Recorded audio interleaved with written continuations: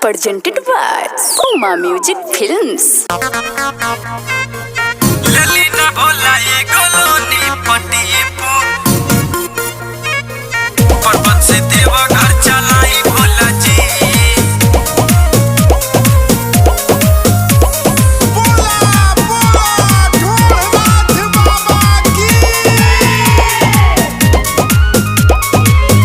जरे नरम हमर चाम लागे घाम भोला जी। दिन रात खाइल छोड़ी भंगिया के गोला जी। ए भोला जी सुनी ना, जरे नरम हमर चाम लागे घाम भोला जी। दिन रात खाइल छोड़ी भंगिया के गोला जी।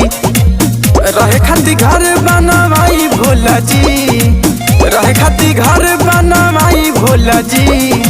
ललीना भोला ए गोलोनी पटीपू, ललीना भोला ए गोलोनी पटीपू पर्वत से देवा घर चलाई भोला जी। ललीना भोला ए गोलोनी पटीपू पर्वत से देवा घर चलाई भोला जी।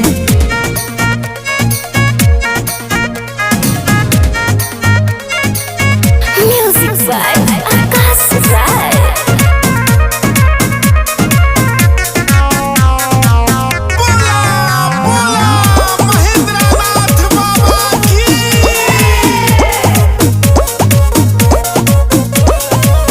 सारा भगतन के देत बानी रोजी, अपना की रौरो ना तो काम कहीं खोजी। सुनी ना ए भोला जी, काम कहीं खोजी। सारा भगतन के देत बानी रोजी, अपना की रौरो ना तो काम कहीं खोजी। मरई से छत ढाला भाई भोला जी, मरई से छत ढाला भाई भोला जी।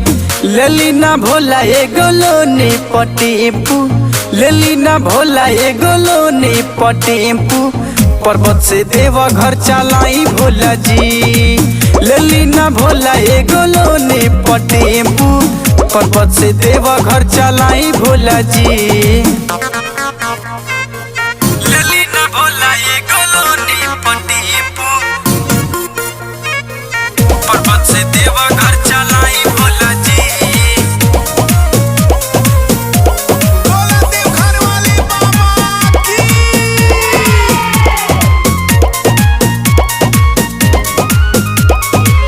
बबुआ गणेश करस हमरा के तंग जी, मारी के गजरौरा रही उमंग जी, रही उमंग जी, रही उमंग जी।